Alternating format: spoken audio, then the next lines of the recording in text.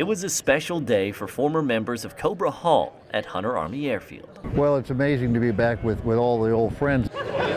Friends who all at one point or another trained here on the AH-1G Cobra attack helicopter. All these guys back here all remember the G model Cobra, and they all remember Savannah, Georgia. Even if it's been a while. This is 1968, 69, 70 when we all started going flying Cobras. But at the time, it was cutting edge. When you flew the Cobra, you were flying a sports car. And so were the men who flew them. We all used to be pretty hard charger warriors. Although the old G Cobra has long since been replaced by newer models, and so have their pilots.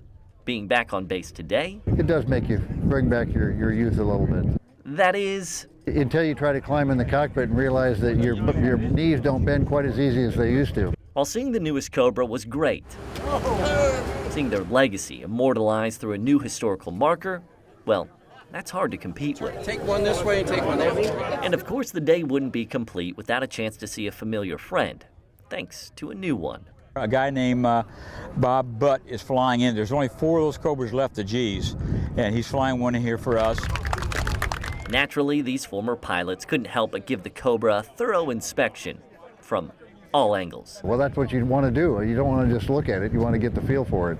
Comparing what they remember. It's so weird. I'm going to have to go back to Palm Springs and look again. And what they might wish was different. Here's the crew chief Jim wish he had. Yeah, no doubt. So although a lot has changed since their time in the skies, one thing seems to hold true for these pilots. There's nothing quite like returning to home base.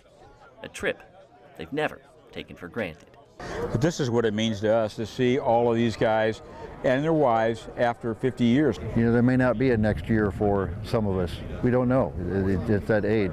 But it is kind of fun to be back and be around the airplanes and things that we grew up with. At Hunter Army Airfield, Sam Bauman, WTOC News.